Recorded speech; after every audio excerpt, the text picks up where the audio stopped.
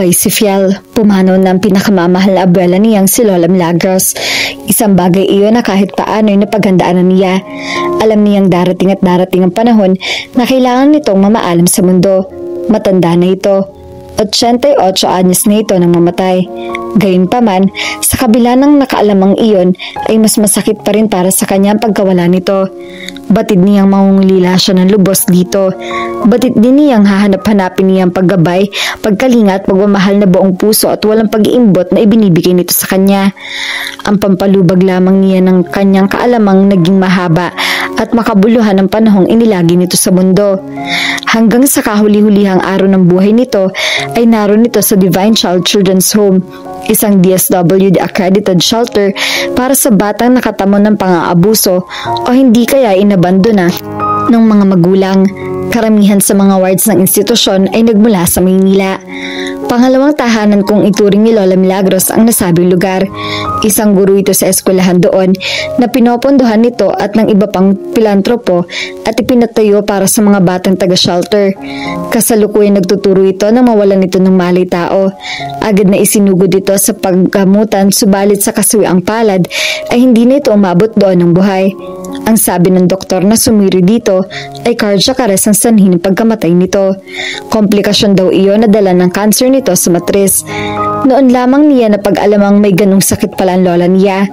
Kinausap niya ang family doctor nila. Ayon dito, bago pa nangyaring insidenteng iyon ay ilang buwan nang alam ng lola niya tungkol sa sakit nito. Nasa progresibong estado na raw ang tumor ng matris nito nang madiagnose ito.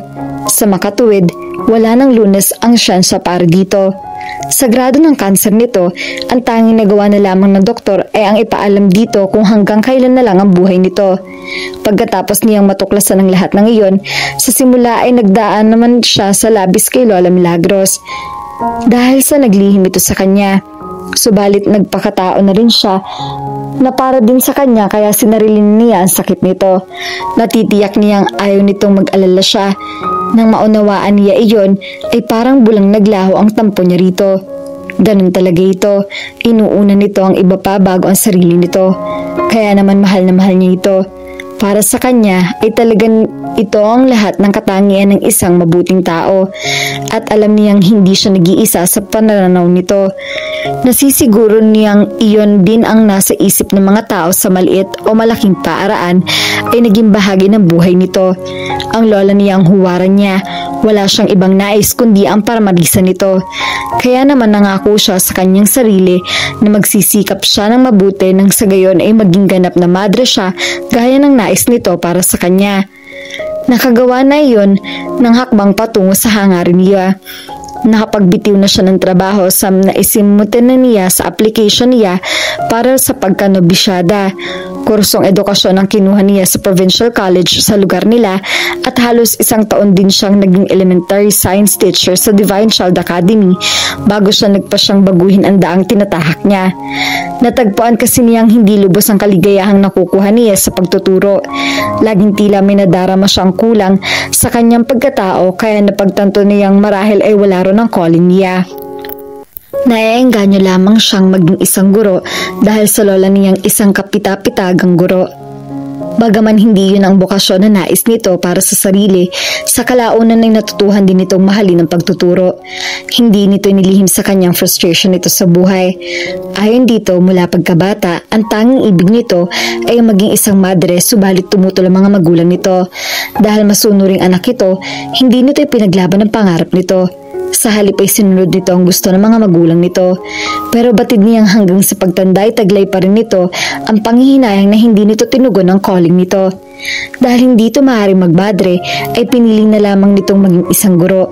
Iyon ang ikalawang hiling nito at masasabi niyang napamahal dito ang profesyong iyon dahil hindi ito maiwan-iwan ng pagtuturo.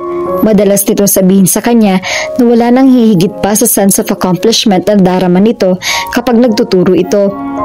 Ibang uri ng kasiyahan daw ang lumulukob sa puso nito sa kalamang malaki ang papel na ginagampanan nito sa paghubog sa mga batang isipan ng mga mag-aaral nito.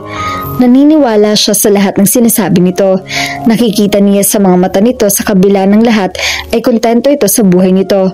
Bagaman matandang dalaga ito at walang supling, buhat sa sariling sinapupunan, ay marami namang naging anak ito sa katauhan ng mga estudyante nito.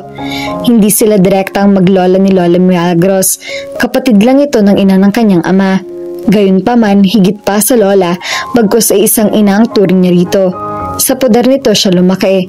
Buhat ng maulila siya sa kuya niyang 11 taon na ang nakakaraan, ay ito na ang kumukup sa kanya. Siya lamang mag-isa ang pumisan dito.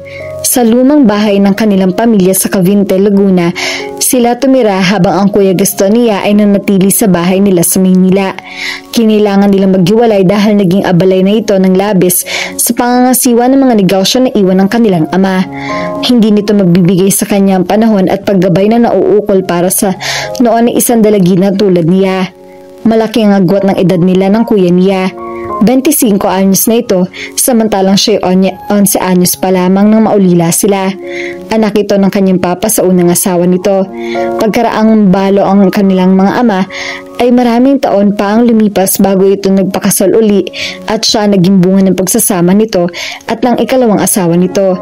Iyon ang dahilan kung bakit halos 15 taon ang pagitan lamang nilang magkapatid.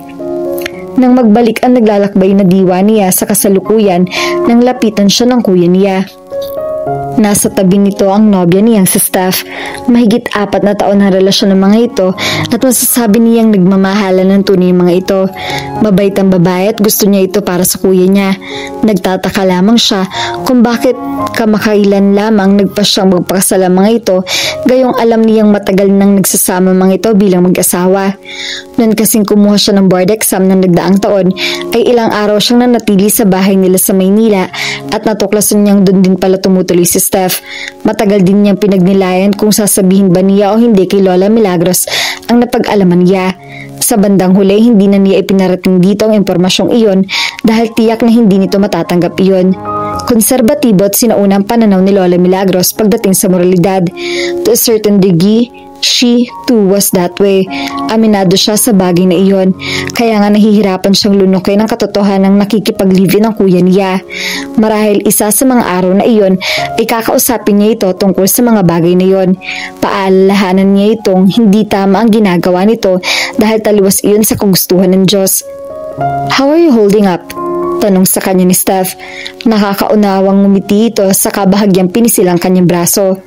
Hindi lingid dito kung gaano siya kalapit sa lola niya. Nang nagdaang gabi lamang dumating ang magkasintahan. Tulad ng dati, hindi maiwan-iwanan ng kuya niya ang mga tungkulin nito sa opisina. Sadyang napakasipag nito at mistulang kasal ito sa family business nila. Ayon sa lola niya ay namana raw dito ang kanilang pagiging subsob sa trabaho. Iyon din ang dahilan kung bakit bihirang-bihira sila kung magkita na magkapatid. Kadalasan, tuwing Pasko at tuwing karawan lamang ng lola nila nakakauwi ito ng Cavite.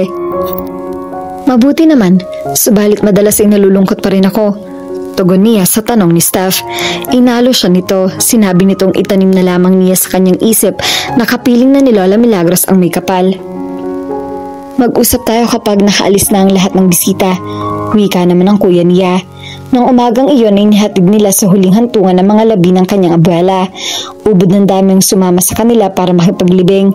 Ang sabi sa kanya ng tsuper nilang si Mang Anding, sa tansya nito ay hindi kukulangin sa 400 metro ang haba ng pila sa prosesyon. Nanaba ang kanyang puso dahil sa sinabi nito. Malino na patunay kasi iyon na marami nagmamahal sa lola niya. Mula sa sementeryo ay nagtungo sa bahay nila ang mga nakipaglibing para sa isang munting salo-salo. Tama lang na maghanda sila ng sa gayon. Kahit sa parang iyon man lamang ay maiparating nila ang pasasalamat nila sa mga sumama sa paghahatid kay Lola Milagros sa huling hantungan nito. Ang mga taong ito, mga bisitang tinutukoy ng kuya niya. Hindi pa rin natatapos ang handaan bagaman may iilan ang nagpaalam sa kanya. "Oo kuya," tugon niya rito. Napailing at saka na yung matabumuntong hininga si Steph pagkarating na makita si Gaston. Kanina pa niya hinahanap ito. He left her to her own devices some time ago because he had to have the talk with his sister Faith. Ang alam niya ay kukumbinsihin nito ang kapatid nitong sa Maynila na manirahan, yaman din lamang na wala namang kamag-anak dito sa Laguna. Kani-kanina pang naganap ang pag-uusap na iyon, subalit hindi pa rin nagpapakita sa kanyang hinahanap niya nito. At ayun nga, natagpuan niya ito sa maliit na bahay kubo malapit sa man-made pond na walang tubig sa likod ng bahay. Nilapitan niya ito, parang batang nahuling may ginagawang kalokohan nang initian siya nito. Her heart instantly swelled with emotion. How she loved this man so much, kahit minsan ay mas matigas pa ang ulo nito kaysa sa kalabaw. Ngayon lang, promise, sabi nito. Ang tinutukoy nito ay ang sigarilyong nakaipit sa pagitan ng mga daliri nito. Nangako kasi ito sa kanya na titigilan na nito ang paninigarilyo. She knew for certain that the talk did not go well. Naninigarilyo lamang ito kapag balisa ito. Actually, she already had an idea that that was indeed the case. Nakita kanina niya si Fiel. Nasa kusina ito at ipinaghahanda ng tsa ang sarili. Mukhang balisa rin ito. Walang ipinagkaibang itsura nito sa itsura ng kuya nito ng mga nasandaling iyon. Tinabihan niya si Gaston sa loob ng kubo. So, how did it go? Tanong niya. Not good. Alam mo bang may balak na magmadre ang isang yon? She smiled in amusement. Hindi siya nagulat sa nalaman niya. Fiel really looked the type who would join the nunnery.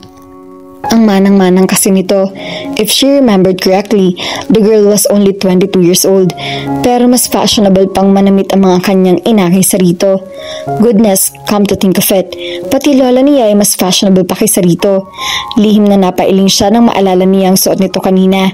Nakapalda ito na ilay ng kat at mahigit isang dangkal mula sa tuhod ang haba. Ang blusa nito ay mahaba ang manggas at mataas ang kwalyo. Both were in black of course in the light of occasion. Siya ang naalibadbaran at naiinitin sa suot nito. Balot na balot kasi ito. Tanging ang balat lamang nito sa kanyang kamay, leeg, mukha ang na-expose. She wondered how she was able to wear that hideous dress. It was so ill-fitting.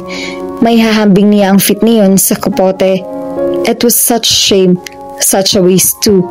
Napakaamon pa naman ng mukha nito. Sa palagay niya ay maganda rin ang hubog ng katawan nito, bagaman hindi niya matiyak dahil tuwing nakikita niya ito ay laging naka-tent outfit ito. Iyon ang tawag niya sa maluluwag na wardrobe nito. She was sure given the right makeup and clothing, Fiel would be a stunner. It's not funny. Pasinghal na sita sa kanya ni Gaston nang mapunan nito ang ngiting napakskil sa kanyang mga labi. Lalo siya napangiti. Sorry, hindi ko napigilan. Para kasing nakikinig-kinit ako na siya ang nakakadamit pang madre. It's not difficult to imagine, mind you. Ngayon pa lang, she's dressing the part already. Kaya nga ako namang problema. Hindi ko inakalang ganito ang kalalabasan niya. I mean, magiging social introvert siya. I'm really worried about her. I really thought I was doing what was best for her when I let Lola Milagros raise her. Ngayon ay nagigilty ako. I should have paid more attention to her. Ang nangyari kasi, masyadong kinain ng kumpanya ang oras ko kaya hindi ko siya napaglaanan ng panahon. Napakabata pa niya pero ewan ko, parang hindi siya bata. There's no joy in her. There's no life. Masyado siyang kimi at tila ilag sa tao. Tapos malalaman kong mas balak siyang magkulong sa kumbento. Nanghihinayang ako sa kanya. I know she could do something big with her life. It's not that I have anything against her being a nun. I just don't think that's the life for her. Sabi ko sa kanya, tutol ako sa balak niya. Hayon, binirhan ako ng iyak. Nakiusap siya sa akin na sana raw intindihin at respetuhin ko ang kagustuhan niya. Saan ba ako nagkamali? Why did she turn out this way? Para siyang pinandaga. Natawa uli siya. Para lang? Don't. This is serious. Kasi naman po, hinayaan mo siyang maburo dito sa probinsya at ang iniwan mo pang role model para sa kanya ay ang lola ninyong reyna ng mga manang. Tapos ngayon, magtataka ka kung bakit malaking pandangga ang kapatid mo. Like I said, I thought I was doing what was best for her. Hindi natin masabi kung anong impluensya ang maaari niyang makuha sa Maynila. I know how rowdy kids there can get. I wasn't exactly a saint when I was younger, you know? At saka, aaminin ko, I couldn't give her the time she needed. Ang dami kong responsibilidad na kailangang pagtawanan.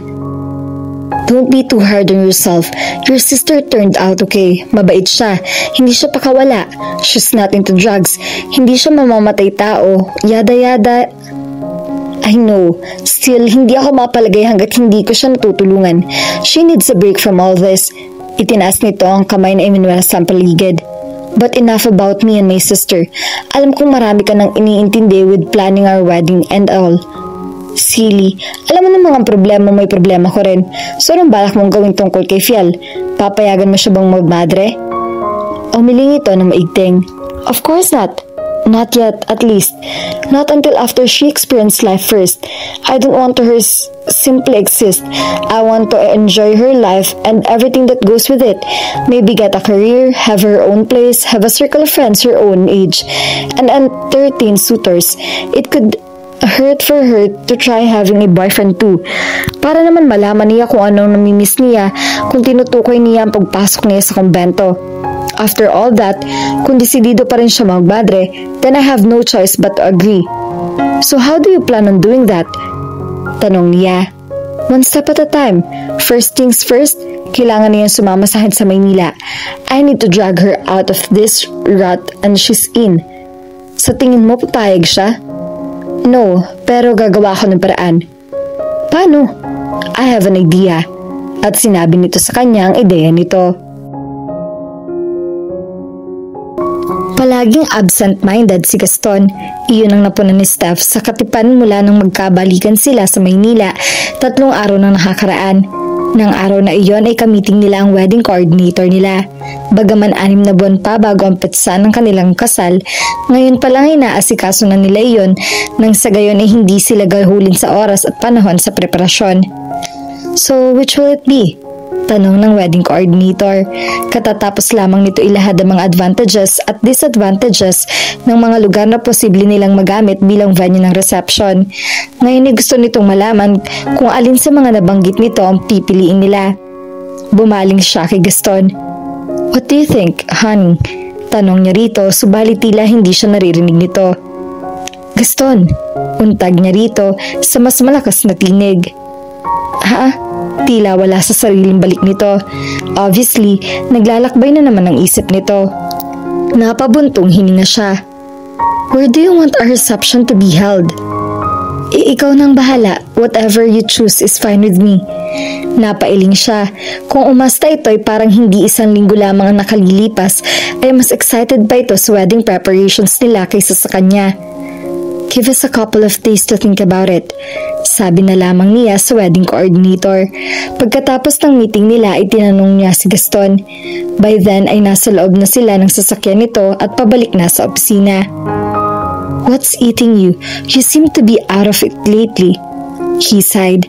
Iniisip ko lang si Fiel. She'll be here next week at hindi ko alam kung paano siya mag-a-adjust sa buhay dito. Moving will be a big transition for her dahil alam mo namang lumaki siyang sheltered. Now, I'm doubting my decision. Tama bang i-uproot ko siya sa nakasanayan niya? He really looked worried. Kitang-kita niya iyon sa mga mata nito. Hindi siya sanay na ganun nito. He usually took problems in stride at bihirang-bihira kung mabalisa ito. I don't have to answer that. Alam ko na ikaw mismo ay alam mo ang sagot sa tanong mo. Hindi mo naman gagawin iyon kung alam mong hindi iyon para sa ikabubuti ng kapatid mo. Tough love ang tawag dyan. Sometimes, we have to do what we have to even though we knew it. And it's going to be difficult for the person we love. Pagre-reassure niya rito. I know, kaya lang nag-aalala pa rin ako. I really want Fiel to be happy. Sa tingin niya ay tama ang hakbang na ginawa nito tungkol kay Fiel at magkapareho sila ng basa sa sitwasyon. Wala sa kumbento ang buhay ng dalaga.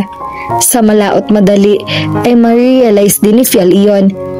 She was sure of it. All she had to do was make the realization come sooner rather than later. With that, isang planong nabuo sa kanyang isip. She was going to help her future husband and future sister-in-law. She was going to give the latter a little nudge in the right direction. After all, isa iyon sa mga magiging tungkulin niya kapag ganap ng Mrs. Alcantara na siya, to help the people she loved the best way she could. Nagigirian sina Andre at CJ. Both men were equally competitive. Wala ni isang magbigay. Nasa kamay ni Andre ang bola pero bantay sarado siya ni CJ. Nang nasa perimeter na siya ng hoop ay nag-fake shot siya. Hindi inaasahan niyo ng kaibigan niya kaya sumaliwa ang hakbang nito sa hakbang niya.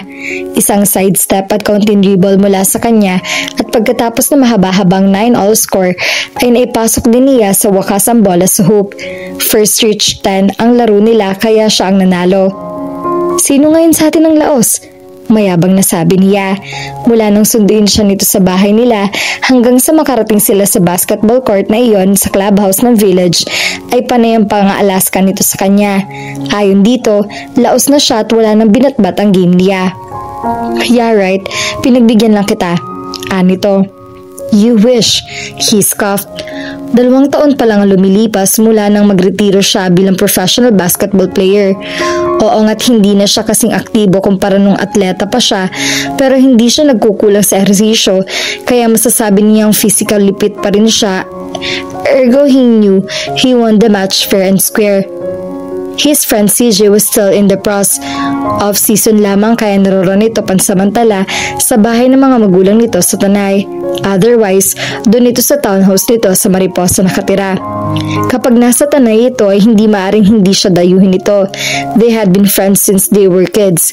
Magka-village sila, magka-eskwela at magkaibigan din ang kanilang mga magulang pero ang tunay na common denominator nila ay ang pagmamahal nila sa larong basketball.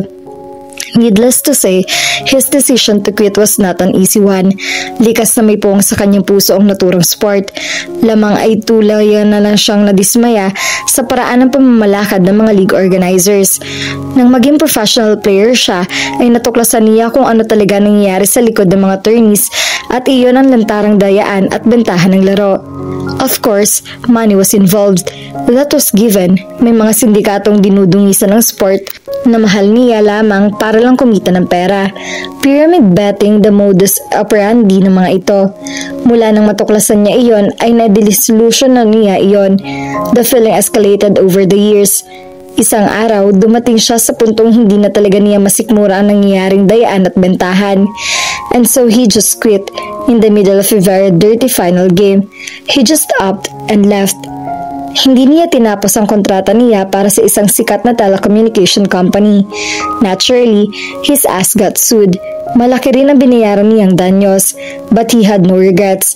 Pera lamang nawala sa kanya at hindi ang kanyang dignidad. Binalingan niya si CJ. Alam din nito ang tungkol sa magic na nangyayari. Alam din niya kinokondenan nito iyon. Ngunit hindi tulad niya, hindi ito tumitiwalag sa liga. Hindi niya sinasabing walang dignidad ito. Praktikal lamang ito at saka mas matibay talaga ang sikmura nito kaysa sa kanya. Mulat sa Paul, sa kanilang dalawa ito ang mas sanay na sumabay sa agos.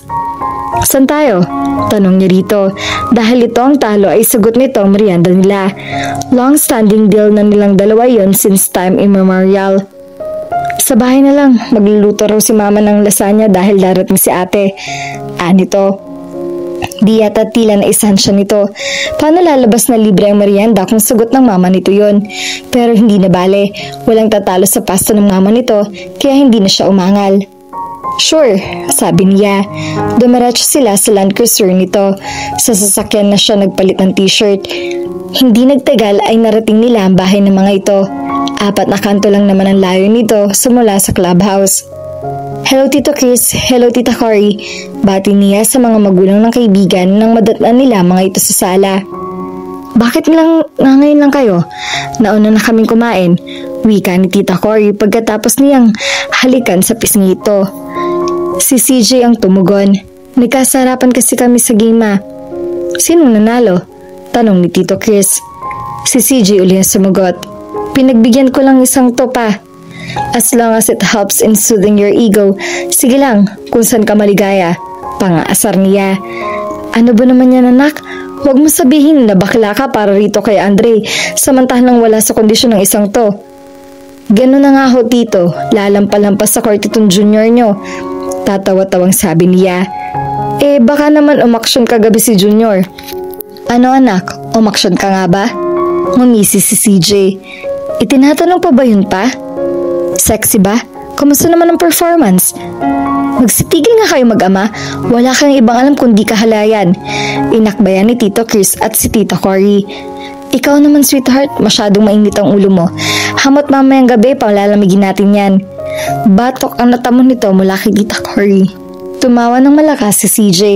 Sa mga ganong pagkakataon ay hindi niya maiiwasang mamisang kanyang mga magulang. Nasa Canada kasi ang mga ito. Nang mga nakang ate niya roon ay sumunod ang mama at papa niya para makita ang apo. Kumukat niya ng taon nang lumilipas at hindi pa rin umuwi sa Pilipinas sa mga ito. Tila nawili na mga ito ng husto roon. O siya, larga na sa komedor. Mainit pa naman siguro ang pasta. Kung hindi na, ipamicrowave nyo na lang sa maid. Wika sa kanila ni Tita Cory.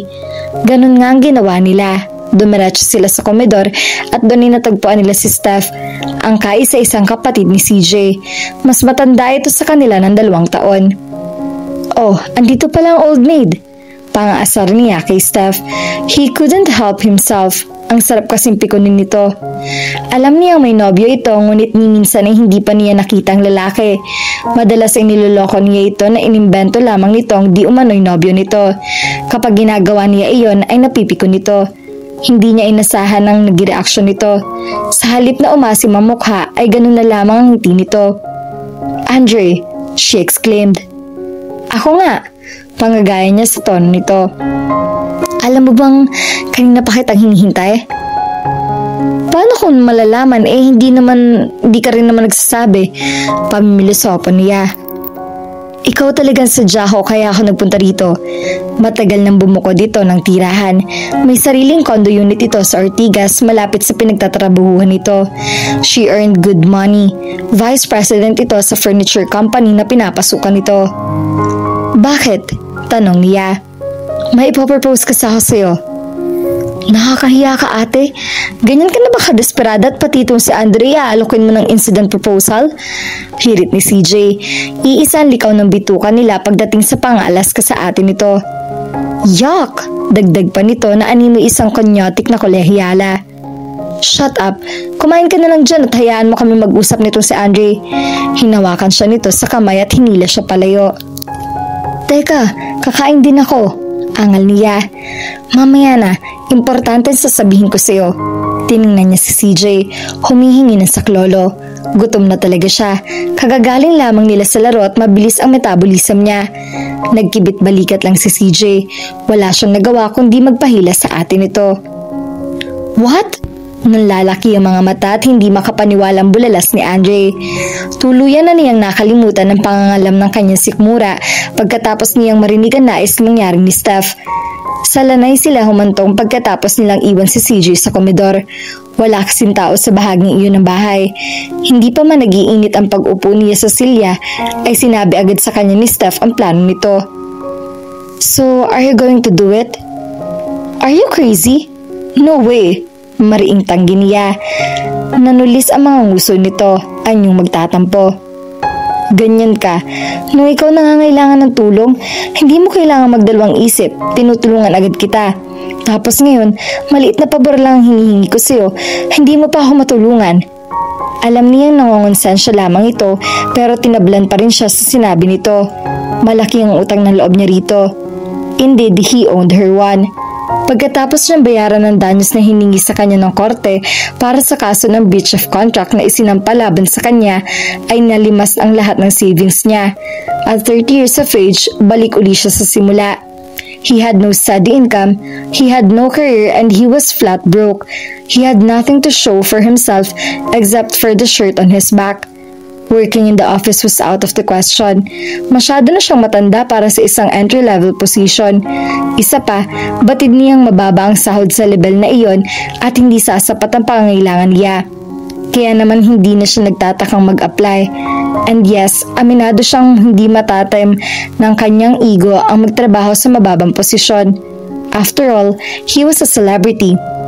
He thought of opening his own business. Ang kaso, wala siyang pera para sa puhunan. That was when he turned to Steph. Dapat sana'y kay CJ siya manghihiram, subalit alam niya ang ugali nito pagdating sa pera. Bulagsak ito. Hindi naman siya nakahingi ng tulong pinansyal mula sa kanyang mga magulang dahil tiyak na magtataka ang mga ito. They knew he earned a lot of money. Bukod sa paglalaro ay mayroon din siyang product endorsements. Paano niya ipapaliwanag ang pagkalaro ng ipon niya? Walang kaide-ide ang kanyang mga magulang tungkol sa kaso niya dahil sinadya niyang ilihim ang bagay na iyon sa mga ito. Ayaw niya mag-alala mga ito. Hindi siya nahirapang gawin iyon dahil nasa Canada mga ito. And so he went to Steph at gaya nga ng sinabi nito, hindi siya nagdalawang salita. Agad na nagpaluwag ito sa kanya ng pera na ginamit niyang kapital para sa kauna-unahang sports shop niya. Business picked up. After 2 years ay mayroon na siyang 7 sangay. He planned on opening a couple more in the months to come. Masasabi niyang tuluyan na siyang naka-recover sa financial crisis na dinanas niya, and it was all thanks to Steph. Kung hindi dahil sa tulong nito ay hindi niya alam kung saan siya pupulutin ngayon. Matagal na niyang nabayaran nito. Quits na sila pagdating sa pera. Still, he owed her. Hindi naman nababayaran ng utang na loob. Pero hindi siya makapaniwala sa nais na ipagawa nito sa kanya. It seemed like something straight out of a movie. Gusto niyang kaibiganin niya ang kapatid na dalaga ng boyfriend nito. Kung iyon lamang ay wala siya reklamo. Friend din naman siyang tao, subalit hindi lamang makapagkaibigan ang nais nito gawin niya. In due time, nais nitong ligawan niya hanggang sa mapasagot niya ang babae. Okay, supposing I agree to this crazy scheme of yours, what would happen after she said yes? Paano kapag naging kami na? Tanong niya. I haven't thought about that yet, pero malay mo, kayo pala talagang para sa isa't isa. He doubted it. Ang sabi nito ay may pagkamanang daong babae. Hindi ganun ang tipo niya. Ayaw niya ng kiming babae. He wanted his woman to be strong-willed and independent. He wanted an equal. Ayaw niya ng doormat. Malabo yun. Fine. I guess you could break up with her gently. Take note. Gently ha. Bahala ka na sa aspetong yon. I leave that all up to you. Diskartehan mo na lang. Just make sure hindi siya matraumatize. Yung tipong hindi siya matatakot makipagrelasyon uli pagkatapos mo. Honestly, Steph, mahirap ang pinapagawa mo sa akin. Ang gustong mangyari nito ay gawin niyang lahat ng makakaya niya para masigurong nasisiyahan ang kapatid ng kanyang nobyo dahil kapag naging sila na, ang objective nila ay ang tulungang ma-realize ng babae na walang katumbas ang pakiramdam ng may minamahal at na nagmamahal. Hopefully, kapag nangyari iyon ay magbabago ang isip nito hinggil sa planong pagpasok sa kumbento. I know, hindi naman kita pipilitin kung ayaw mo talaga, pero sana'y pumayag ka. This is important to me. Don't you think I have the right to know why? Of course. Sinabi nito kung anong nakasalalay sa endeavor na iyon.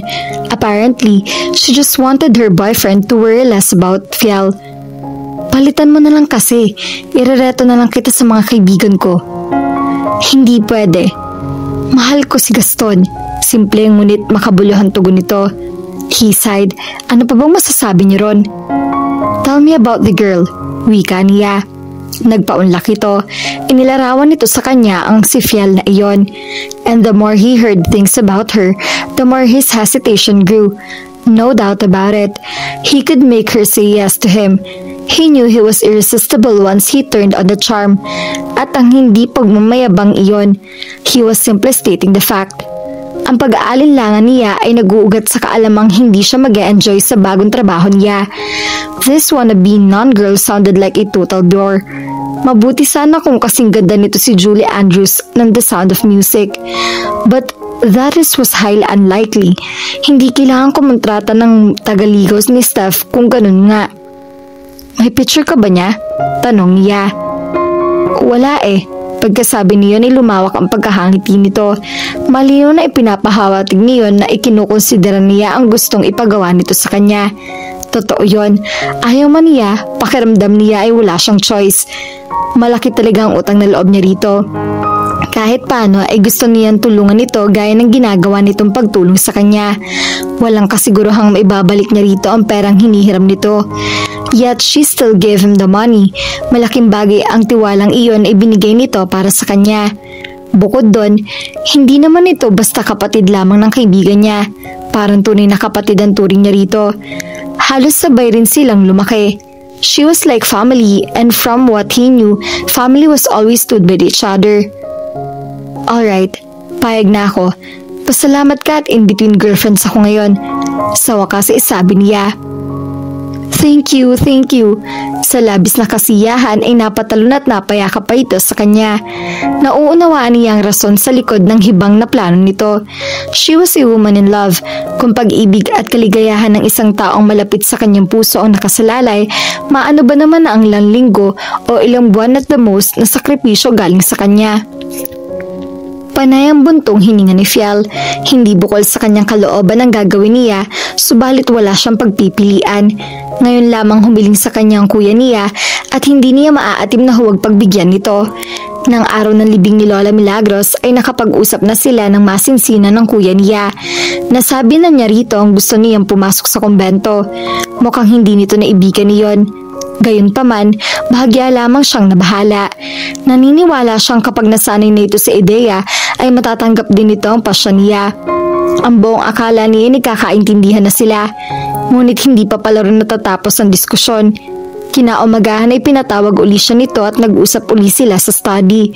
Sa umpisa ay nagpaligoy-ligoy pa ito, subalit iisa lamang ang kinahantungan ng lahat ng sinabi nito. At ang iyon ay ang isang tabi muna niya ang balak niya at sumama siya rito pabalik sa Maynila. Ginawa niya ang lahat para maipaunawa rito na nasa Cavite ang kanyang buhay, na naroroon ang mundong nakagisnan niya, na naroroon ang mga taong pamilyar sa kanya, na dun siya maligaya, ngunit ayaw siyang unawain nito. Hindi niya makakalimutan ang sinabi nito kapag naka. Of course, you feel you belong here. Dito ka kasi lumaki. But your place is with your family and I'm your family. Dadalawa na lang tayo. Alangan namang maghiwalay pa tayo. Hindi ba dapat ay magdadamayan tayo? Magtutulungan. I have to admit I need your help, Fiel. Kailangan ko ng isang taong makapagpapakatiwalaan sa kumpanya. Umangal agad ang kanyang kalooban. Hindi niya makita ang sarili na nagtatrabaho sa Alcantara Furniture and Fixtures o AFFI. Iyon ang pangalan ng kumpanya nila na nasa paggawa at pag-export ng mga muebles ng linya. Tinanong niya ito kung bakit siya ang napipisil nito, gayon nakakasiguro siyang maraming iba na higit na marunong at mas nararapat kaysa sa kanya. Simple lamang itunugo nito. Ayon dito, iba pa rin daw ang kadugo. I need someone who can steer the ship after stuff and I have settled down. Dagdag na sabi niya. Sa narinig niya ay tila makapal ang kortinang nahawi pabukas sa kanyang isip. Kaya pala sa edad na 36 ay hindi pa rin lumalagay ito sa tahimik. Ay dahil ipinili nitong isang tabi ang personal na buhay para mapaglaanan ng panahon ang family business nila. Bakit hindi agad niya nakita iyon? Noon lamang naging klaro sa kanya ang mga sakripisyo nito para sa kanilang pamilya. Mga sakripisyong ni minsan ay hindi niya napahalagahan at hindi nito isinumbat sa kanila. Ayoko maging absentee husband pero ayoko rin pabayaan ang kumpanya. I need help. I need your help. Maasahan ba kita, Fiel? Hindi naging madali para sa kanyang tumugon. Ayaw talaga niya, ngunit naisip niya sa loob ng maraming taon ay inihuli nito ang sarili nito. Inuna nito ang pagpapatakbo sa negosyo ng pamilya, hindi para sa sarili nito, kundi para sa kapakanan nilang tatlo ni Lola Milagros upang maging maalwan ang kanilang mga buhay. Panahon na para siya naman na magsakripisyo. Nararapat lamang na siya naman ngayon ang magbigay. Ganun na naman ang buhay, bigayan lang. Sa kinatapusan ay nagpasya siyang isang tabi muna ang kanyang pangarap. Nangako siya sa kuya niya na susubukan niyang gawin ang nais nito. Hanggang doon lang muna ang kaya niyang ibigay rito. Titingnan niya kung mapapanindigan niya ang tungkuling iaatas nito sa kanya. Ipinaliwanag niya rito na pipilitin niyang gawin ang lahat na makakaya niya, pero kung sa kabila ng lahat ng iyon ay hindi pa rin siya magtatagumpay, ibig sabihin ay may ibang plano para sa kanyang Diyos. Ayon dito, gusto lamang nitong subukan siya. Sa kasalukuyan ay lulan siya ng van at patungo na sa Maynila. Nauna nang bumalik sa lungsod ang kuya niya at si Steph. Ang usapan nila ay susunod siya sa mga ito pagkaraan ng 1 linggo. Nagdaan ng mga araw nang hindi niya namamalayan, kamumukat-mukat niya ay tapos na ang 1 linggo. Napalugit niya, kaya hayun siya ngayon. Si Mang Anding ang nagmamaneho sa kotse. Sa Maynila na ito madedestino para magsilbing personal driver niya. Tanging ang kusinera nila na si Nana Maria at ang asawa nitong si Mang Herber, ang hardinero nila ang naiwan sa matandang bahay sa Laguna. Tanghali na nang sapitin nila ang EDSA. Natuklasan niyang bagaman maraming nagbago mula nang huli siyang tumuntong doon, ay marami rin naman ang nanatiling tulad ng dati. Maingay, marumi at nagsisikipan pa rin ang mga sasakyan sa kalsada. "San bang tuloy natin, Ma'am Fiel?" Tanong sa kanya ni Mang Anding nang nasa Makati na sila. "Sa Metro Walk daw po," tugon niya.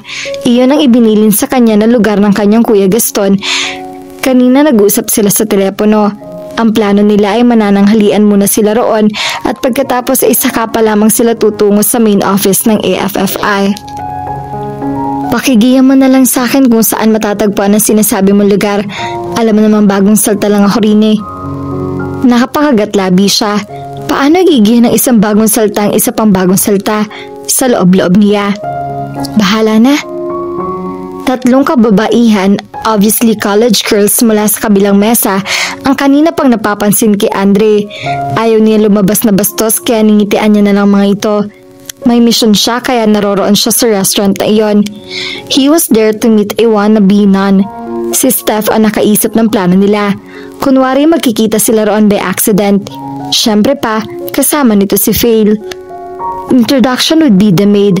After a while, his playmaker would excuse herself and leave Fiel with her. From there, bahala na siya. Kanina pa silang naroroon ni Steph. They were seated at different tables, of course. Nag-text na ito sa kanya at ang sabi niya ay on the way na raw naghihintay nila. Apparently, naligaw ang future girlfriend niya. Maya-maya ay napunan niyang tumayo at naglakad patungo sa mesa niya ang tatlong dalaga. "Hi Andre, pwede ba magpa-autograph?" Sabi ng isang ganap na makalapit sa kanya. "Sure," nahangiting sagot niya. "Make it out to Barbie, Cheryl and Brittany. I'm Barbie." Atas at pakilala ng pinakamatangkad sa tatlo. Mukhang descendant ito at pamosong doll line. She was a stunner. "I'm Cheryl," said the cute and chubby one. "And I'm Brittany," said the girl with the Morena beauty.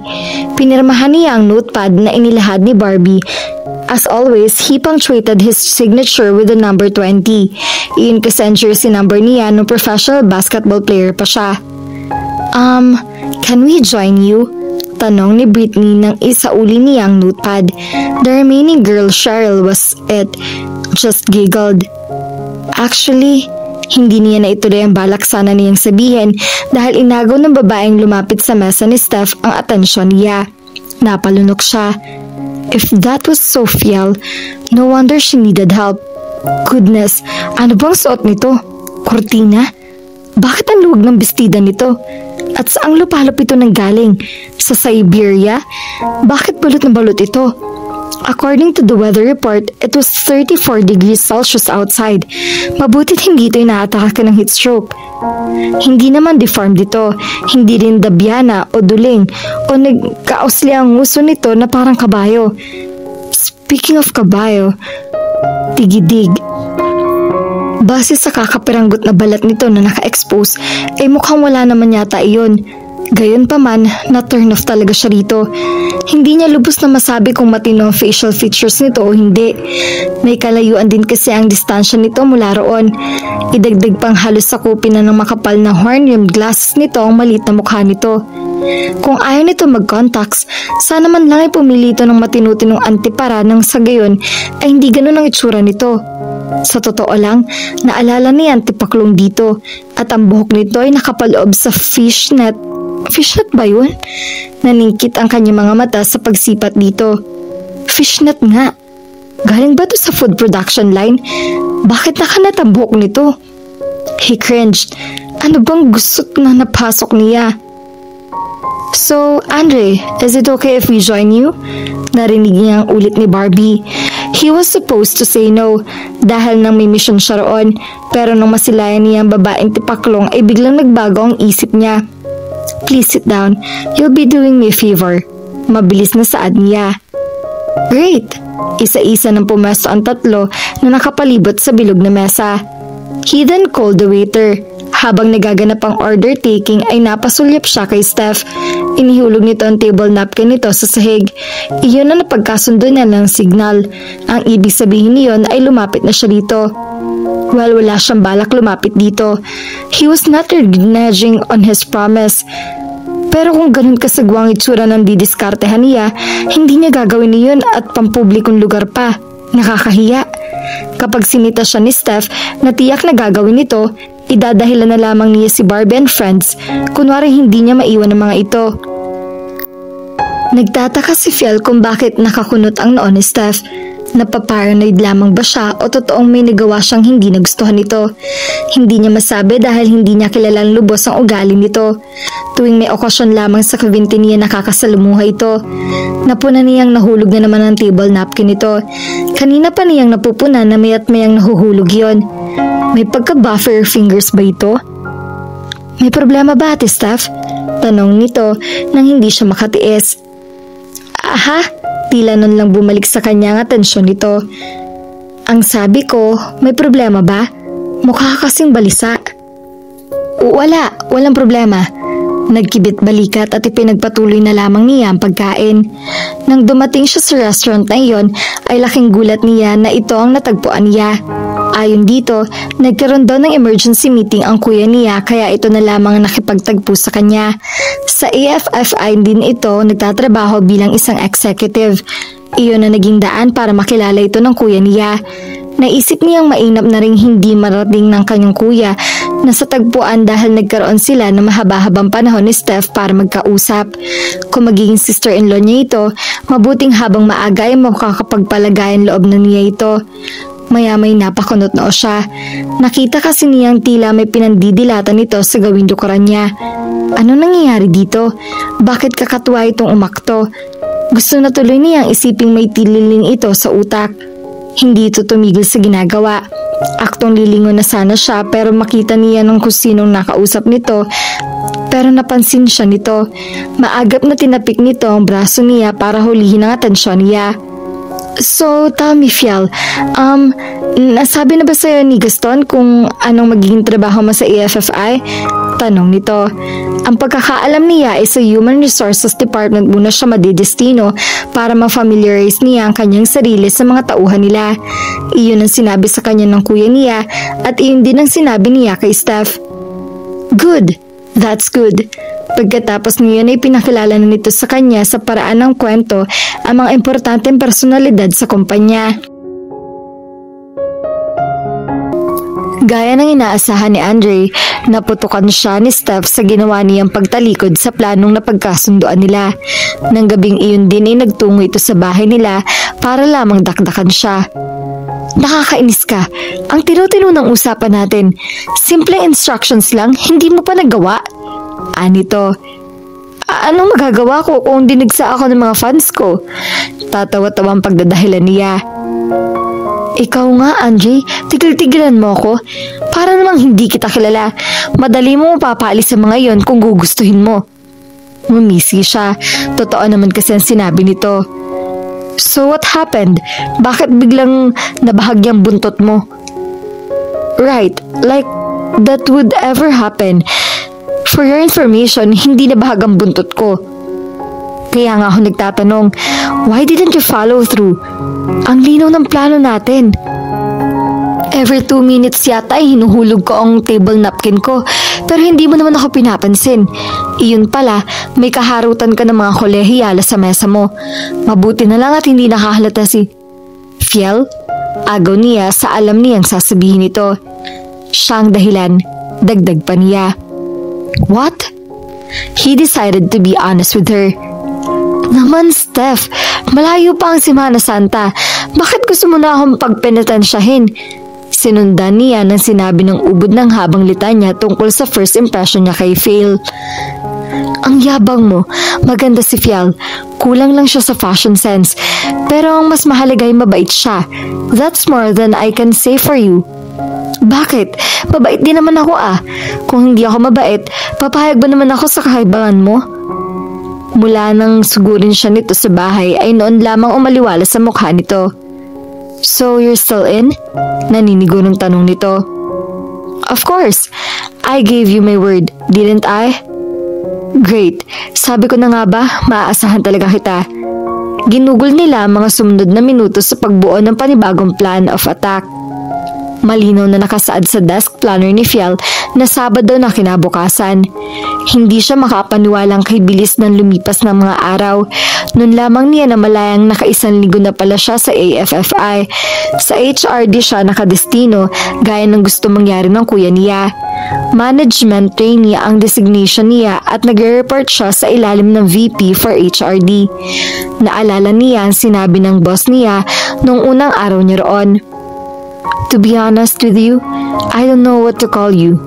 Miss Alcantara ba or Ma'am Fiel or just Fiel? Natatawa na naiilang nasabi nito. Naiintindihan niya kung bakit nagkahaganon nito. Isa siyang Alcantara subalit sumasailalim siya sa autoridad nito. Kung siya marahil ang malalagay sa sitwasyon nito, ay malamang na maaasiwarin siya. Fiel na lang, nakangiting sagot niya. Then by all means, call me Alice. Mabuti na lamang at madali nilang nalampasan ng inisyal na awkwardness na iyon. Ngayon, bagaman nasa adjustment stage pa rin siya, ay masasabi niyang nasisiyahan siya sa ginagawa niya. Marami kasi siyang natututuhan at marami siyang nakakasalumuhang iba't ibang uri ng tao. Hindi kagaya ng sa Cavite na limitado lamang ang taga-Divine Child at mga kawaksi nila sa bahay ang kadalas nakakausap niya. Doon lamang kasi sa dalawang lugar na iyon umiikot ang kanyang mundo. Nasa ganung pag-iisip siya nung sumungaw sa pinto ng kanyang opisina ang assistant niyang si Maria Luisa. Yes, Malu, tanong niya. Iyon ang gusto nitong itawag niya rito. May ipag-uutos pa ho ba kayo, Ma'am Fiel? Wala na, you may go, nakangiting sabi niya. Alam niyang ang pagpapaalam ang pakay nito kaya siya sinadya nito sa kanyang opisina. Pasado 5:00 na ng hapon at mukhang handang-handa nang umalis ito. Iba na ang ayos ng buhok nito. Kung kanina'y bale walang nakakalamplang ito, ngayon ay nakaladlad na iyon. At hindi lamang basta nakaladkad. Halatang pinag-aksihan nito ng oras sa pag-ahod at paggahod ng mga brush ng buhok nito para maging maganda ang bagsak niyon. Halata rin nakapag-retouch na ito ng make-up. At ang kulo nito, hindi man umaalingasaw ay hindi rin maaaring hindi mahagip ng kanyang pang-amoy.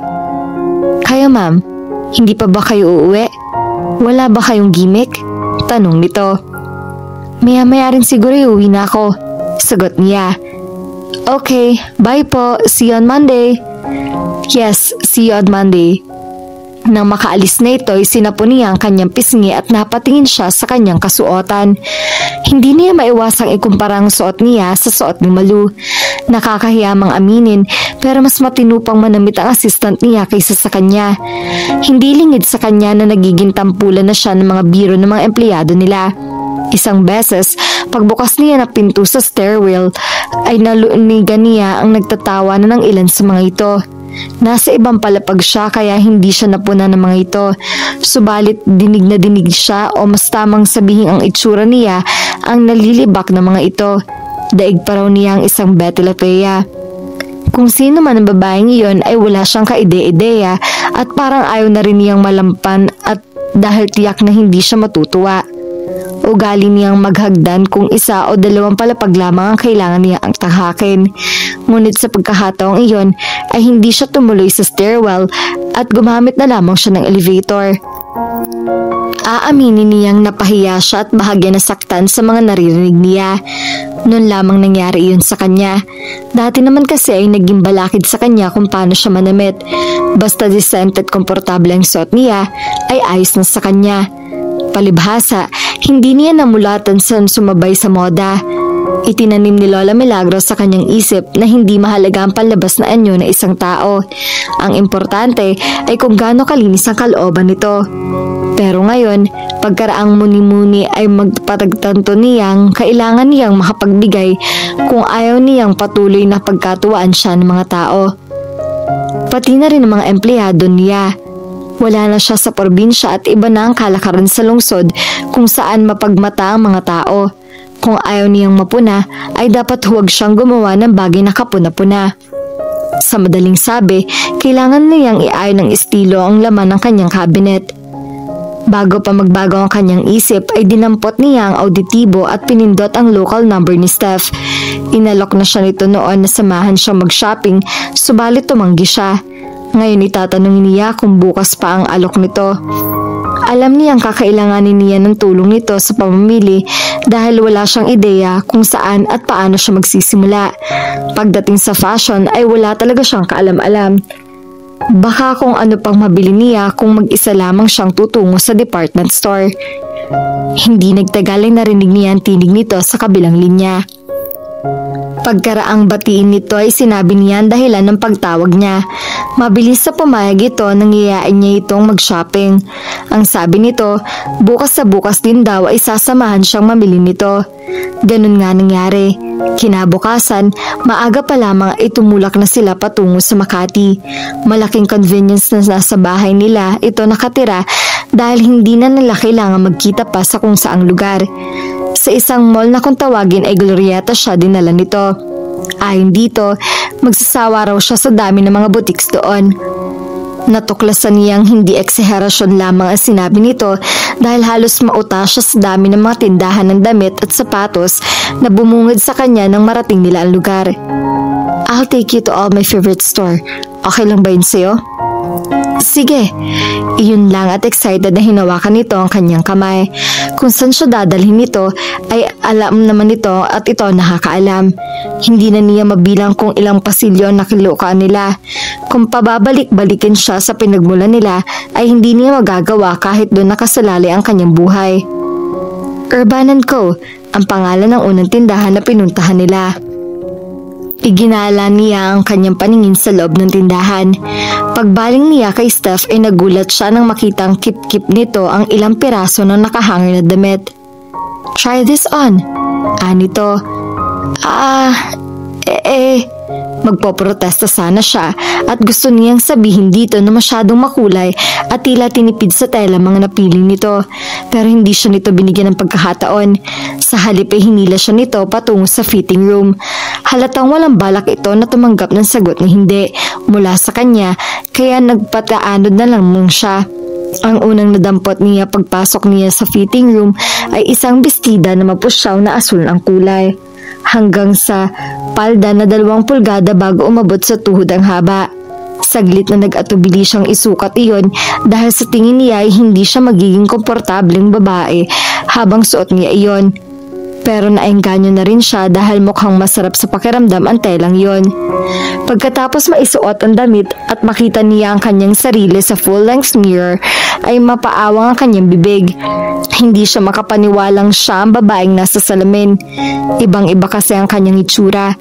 Alam niya ang kasalanan na maging banidosa, ngunit hindi niya napigilan ng sarili na matuwa sa ayos niya. Ang ganda-ganda niya. Lalo na marahil kung aalisin niya ang kanyang antipara. Wala pang 2 minuto ay kinatok na siya ni Steph. Let me see. Sabi nito, napangiti siya dahil hindi nito naikubli ang excitement sa tinig nito. Daig pa nito ang isang bata. Kinalas niya ang seradura ng pinto. Nang marinig nito iyon, ay ito na mismo ang humilas sa pinto pabukas. Tulad na naging reaksyon niya, umawang din ang bibig nito nang makita siya. Take off your glasses. My God, you look so pretty. Ngiti-ngiti siya kahit halos wala siya makita. Masarap sa pandinig ang sinabi nito. Hay nako, we need to get rid of those glasses. May kilala akong eye doctor. He did my LASIK. I'll have my secretary give your secretary the number. Nagbabasa siya ng dyaryo kaya alam niya kung anong procedure na tinutukoy nito. Okay, sabi na lamang niya kahit hindi pa niya sigurado kung magpapalasik siya. Pag-aaralan muna niya ang bagay na iyon. Try on the rest of the clothes I gave you. Tumalima siya. Sa pagkakataong iyon ay mas excited na siya kung saan siya nag-umpisa. Natuklasan niyang bagay rin sa kanyang iba pang damit. Iyon din ang sinabi nito nang hingi niya ang opinyon nito. Hindi siya nangimbing bilhin ang lahat ng isinukat niya. Wala pa siyang credit card kaya cash muna ang ipinambayad niya. Kung sakaling kapusin siya ay dala naman niya ang ATM card niya. Sa tingin niya, malamang nga nakapusin siya sa pera dahil sa butik na iyon pa lamang ay muntik nang malimas ang baon niyang pera. Pero ayos lang dahil ayon din sa artikulo na nabasa niya, maituturing na investment ang mga damit. Paglabas nila ng butik na iyon ay suot na niya ang isa sa mga bagong damit niya. Ayaw kasi siyang tantanan ni Steph hanggat hindi niya nagagawa iyon. You know what else would look good on you? Maya-may wika nito. Nasa panibagong butik na sila at pinapasadahan ng mga clothes racks doon. What? A haircut. Sa tingin ko bagay siya ang page boy cut. Ganun na lamang ang inilingan niya. Ayoko. Baka magtampang buhok ko. Tumawa ito. Hindi. Basta akong bahala sa'yo. Duda pa rin siya. Pag-iisipan ko muna. Buong maghapon ay ginugol nila sa pamimili. Wala silang tigil sa paggalugad sa mga tindahan sa mall na iyon. Ang tanging pahinga lamang nila ay ang kumain sila sa tanghalian sa brunch baker. Nang sa wakas ay matapos sila ay pagod na pagod siya pero masaya. Pag uwi nila ng bahay ay halos hindi sila makamayaw sa pagbibitbit ng mga shopping bags. Sinalubong sila ng kuya niya. Hello love, bati rito ni Steph sa kakinintihan ito ng halik sa pisngi. Hi kuya, bati rin niya. Tila wala sa loob na tinanong siya nito. Ibabaling na sana uli nitong atensyon niya sa nobya ngunit biglang natigilan nito at saka napatingin uli sa kanya. Ikaw ba yan, Fiel? Kitang-kita niya sa mukha nito at nahimigan niya sa tinig nito ang di kapani-paniwala. Ako nga. You look great. Ipasunog mo kaya kay Manang mga lumang damit mo. Ayaw ko nang makitang suot mo pa mga yon. Is that understood? Tawa sila ng tawa ni Steph sa sinabi nito. Bagaman maagang pumasok sa Fiel sa AFFI kinalunisan, ay matagal bago niya narating ang kanyang opisina. Iyon ay dahil maya't maya siya napapahinto sa paglalakad. Tuwing makakasalubong kasi siya, ay pinupuri siya sa new look niya. Bukod sa bagong wardrobe, ay bago rin ang ayos ng buhok niya. Nang nagdaang araw ay niyaya siya ni Steph na magtungo sa isang day spa at magpa-unlock naman siya. Nalaman niyang masarap palang ipamper ang sarili paminsan-minsan. Tuloy na ipangako niya sa kanyang sarili na hindi iyon ang una at huling beses na magtutungo siya sa ganung lugar.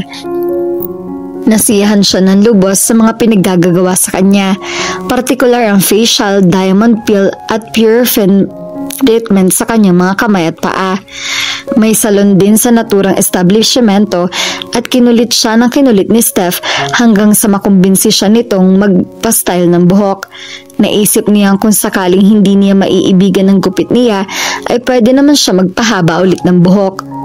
Si Steph ang nagmando sa stylist kung paano aayusin ang kanyang buhok. Hinayaan na lamang niya ito at dahil may tiwala naman siya rito.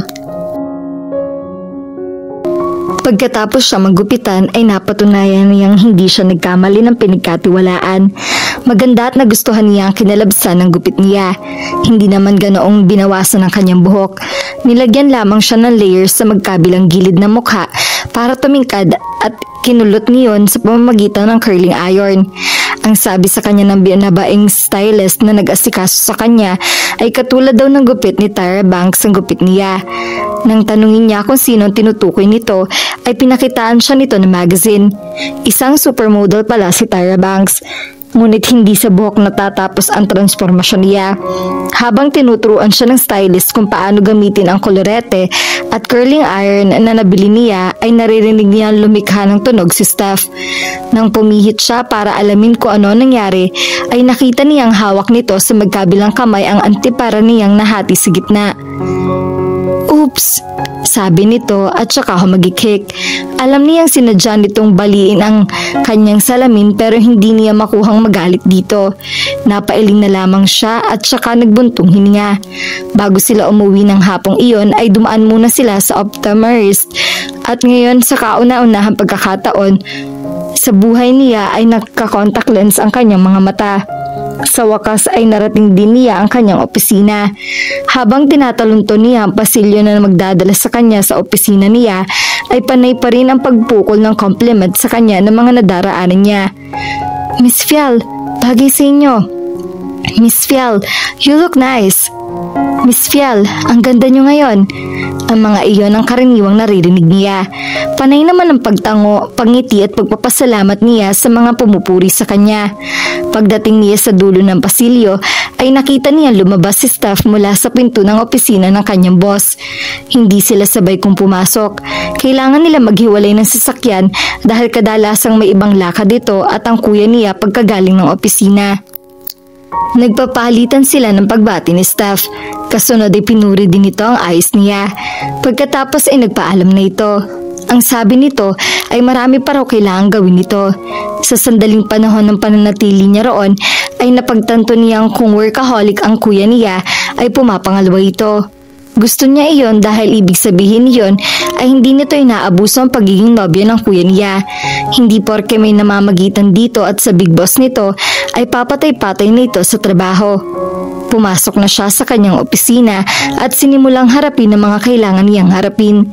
Ngunit hindi pa man nag-iinit ang pag-upo niya sa silya ay tinawagan na siya ni Alice.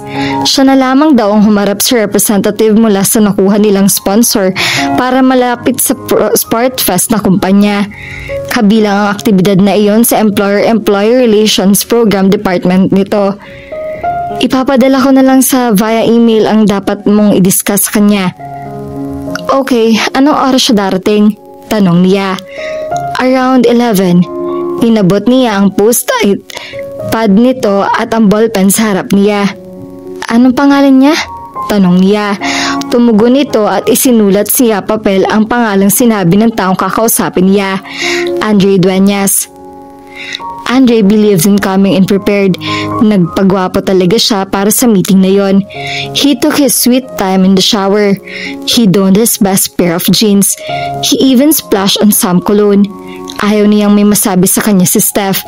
He felt a little bit guilty because of the way he sort of chickened out last time. Ngayon ay pagbubutihin na niya ang trabaho. Nagbitiw siya ng pangako rito at ayaw niyang isipin ito na walang kwenta ang salita niya. Isa pa, gusto rin niyang matapos ang kalokohang pinasok niya. The sooner he got the job done, the sooner he would have it off his mind. Not that he was worried. Alam niyang mapapa-oo niya ang project niya. It was just a question of time. Alright, he knew he sounded cocky but he knew women like Fial would find it difficult to resist someone like him. Pupusta siya ni minsan ay hindi pa ito nakakatanggap ng atensyon mula sa isang tulad niya. Kung mayroon mang manliligaw o nanliligaw rito at iyon ay isang malaking kung, natitiyak niyang malayo sa kalibre niya ang lalaking iyon. Alas 11 ng umaga ang oras na meeting ngunit alas 9 pa lamang ay umalis na siya ng bahay. Tanay to Ortigas took less than 2 hours pero mabuti nang makasisiguro siya. He needed to make a good first impression kaya hindi siya pwedeng malate. Na nagdaang gabi, tinawagan niya si Steph. Ang sabi nito ay go na uli ang Oplan. Siluin si Fial. Nakakaisip na araw ito ng paraan para magkakilala sila ng dalaga. Ang gagamitin nilang dahilan ay ang pagiging sponsor ng kanyang kumpanya, ang Athletes Shock sa Sportfest ng EFFI. Taon-taon ay naglalaan talaga siya ng budget para sa naturang aktibidad. He had been sponsoring the players' uniforms ever since he put up his own company. Ngunit ni minsan ay hindi kinailangan ng personal na appearance niya sa mga transaksyon mula roon. Bulat sa pole hinahayaan na lamang niyang staff niya na asikasuhin iyon. But this year, this was different. This year, Fial came into the picture. Smooth flowing ang naging biyahe niya. Wala siya na-enkwentro ng traffic sa mga dinaanan niya kaya maaga siya nakarating sa destinasyon niya. Nilapitan niya ang receptionist. Hindi na niya kinilangan pang ibigay rito ang kanyang pangalan dahil nabasa kaagad niya ang recognition sa mukha nito. Hi, I have an appointment with Miss Fial Alcantara. Wika niya. Yes sir, sa conference room po ng HRD ang venue. Iginiya siya nito sa naturang lugar. Doon ay may 5 minuto marahil siya naghihintay bago may pumasok at nag-alok sa kanya ng inumin. He didn't drink coffee so he asked for water instead. Lumabas ang babae nagpakilala sa pangalang Malu. Pagbalik nito ay may dala na itong bottled water at baso. Inilagay nito ang mga iyan sa tapat niya at pinigyan pa siya nito ng broadsheets. Sir, pasensya na po. May ini-interview kasi si Ma'am Fial. Mga 10 or 15 minutes pa siguro bago niya kayo mahaharap. It's alright. 11 naman talagang appointment namin. Napaaga lang ako ng dating. Nang muling mapag-isa siya sa silid ay inabala niya ang kanya sa sarili sa babasahin. Pagkalipas na 15 minuto ay muling nagbukas ang pinto. Nag-angat siya ng tingin at isang babae ang bumungad sa kanya. Lihim siyang napawaw. Dalaga ang paghanga. Now, if his project looked like someone remotely similar to this girl, he wouldn't have a difficult time taking on the task. Hindi kailangan mag-resort pa sa emotional blackmail ni Steph. On the contrary, siya pa ang magpapasalamat dito. He wondered who this breathtakingly beautiful girl was. Ano kaya ang pangalan nito? It was probably something sweet and lovely, for she was sweet looking and lovely to the hilt. Definitely. He also wondered what she was doing there. Marahil ay nagpunta ito roon para sabihing madedeli ang kaunti ang meeting niya. Ngumiti ito ng kimi. Hi, you must be Mr. Andre Dueñas? Tumayo siya. Yes, and you are? Fial Alcantara. Pakilala ni Fial sa kanyang sarili. Pero Fial na lang ang tawag mo sa akin. Imahinasyon na lamang ba niyang ng lalaki ang mga mata ng kaharap niya pagkatapos niyang sabihin dito ang kanyang pangalan? How odd. You're Fial? At nagkakandabudol-budol pa ito. Yes, why? Were you expecting somebody else? Ikaw talaga si Fial? As in, Fial Alcantara? Natawa siya. Oo nga sabi. Bakit parang hindi ka makapaniwala? Wala siyang maisip na dahilan para maging ganun na reaksyon nito. Maliban na lamang kung nakita na nito ang dating siya. Kung ganun, mauunawaan niya ang pagkabigla nito. Pero natitiyak niyang hindi pa sila nagkikita sa buong buhay niya. Matatandaan naman niya ito kung sakali. Ito kasi ang tipo ng taong hindi madaling kalimutan. Yung tipo ng tao na kung lilarawan ay may dating at tumatapak sa isip niya. Hindi sa ganon, kaya lang, he was obviously having a difficult time completing the statement. Noon niya naisip na marahil ay may nakausap na ito na nakapagbigay rito ng description niya noon. Hindi naman malabo mangyari yon.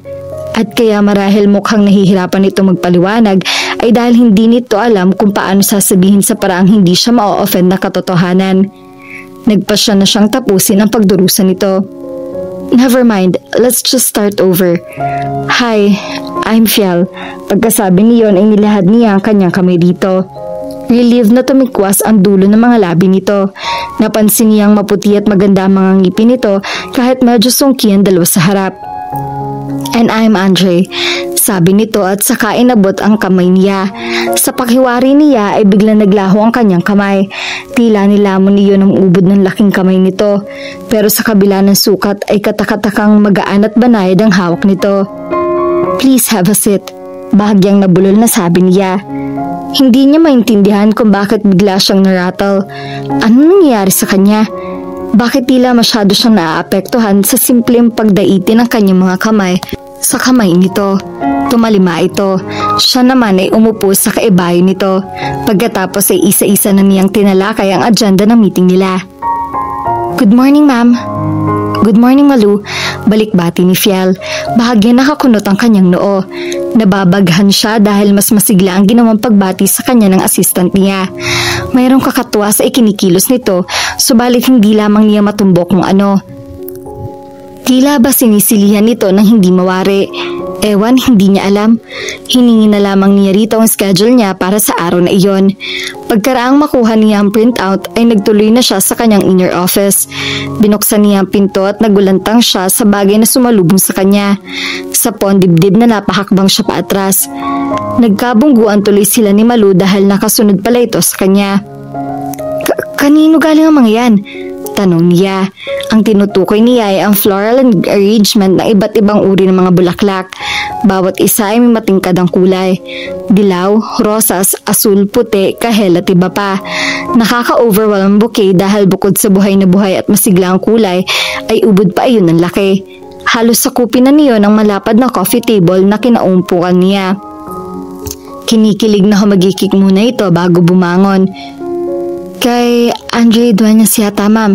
Iyon ang nakalagay na pangalan sa receiving docket na pinipirmahan sa akin kanina ng delivery boy ng flower shop. Kay Andre? Pero bakit? Humagikik uli ito. Ma'am Fiel naman, itinatanong pa ba yun? Sa sinasabi nito ay naramdaman niyang umakyat ang dugo sa kanyang mga pisngi. Ang ganda, sabi na lamang niya at pagkatapos ay pinalis na niya ito. Hindi pa rin makahumang nakaupo siya sa executive chair niya. Ang sarap pala ng pakiramdam na nakakatanggap ng bulaklak noon lamang nangyari sa mga pagdala ng bouquet sa kanya. Hindi siya nakapagtrabaho ng maayos buong maghapon dahil maya't maya ay napapabaling ang kanyang mga paningin sa sulok ng silid kung saan naroroon ang mga bulaklak. Kung hindi naman ay binabasa uli niya ang tarhetang dumating sa kasama niyon. Maiksi lamang ang nakasaad na mensahe. Lovely flowers to brighten up a lovely lady's day, Andre. Sa tuwin ay naiisip niya kung ano ang protocol sa ganong sitwasyon. Tatawagan ba niya ito para magpasalamat dito o hihintayin niyang ito ang tumawag sa kanya? Hindi talaga niya alam ang gagawin niya. Wala naman siyang mapagtanungan. Si Steph na nag-iisang tao na komportable siyang tanungin tungkol sa mga ganoong bagay ay wala sa bansa. Nagtungo ito at angkuyan niya sa isang furniture expo sa Germany. Ang totoo, kanina'y muntik na niyang tawagan si Andre subalit pinangunahan siya ng pag-aalangan. Hinintay na lamang niyang ito ang gumawa ng hakbang. Subalit ilang oras na nagdaraan ay wala pa rin siyang naririnig mula rito. Siguro nga'y dapat siyang tumawag dito. Baka naghihintay rin ito ng tawag niya at pareho lamang sila naghihintayan. Huminga siya ng malalim at saka inabot ang kanyang cellphone. Sa ulado na niya ang numero na tong nakuha niya sa business card na ibinigay nito sa kanya noong meeting nila. Pipindutin na sana niya ang call button nang iwan siya ng tapang niya. Ibinalik niya sa desk niya ang gadget ngunit maya-maya rin ay dinampot uli niya iyon. Siguro 3 beses din niyang inilapag at dinampot ang cellphone bago walang anong-ano ay tumunog iyon. Sa gulat niya ay nabitawan niya iyon. Mabuti na lamang at sa hita niya bumagsak iyon.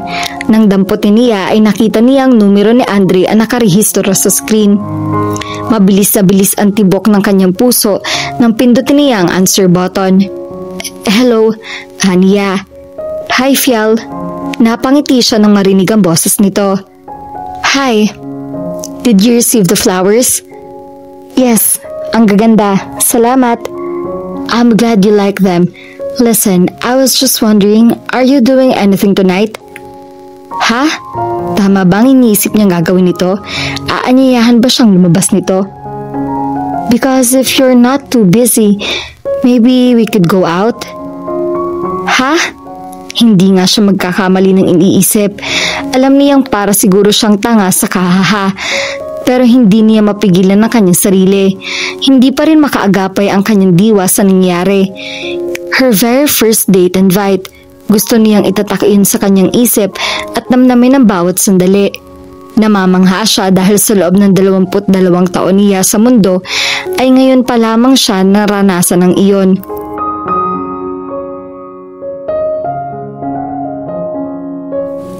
At dito na po nagtatapos ang ating kwento. Sabay-sabay po nating abangan ang susunod na kabanata. Maraming salamat po. God bless and stay safe.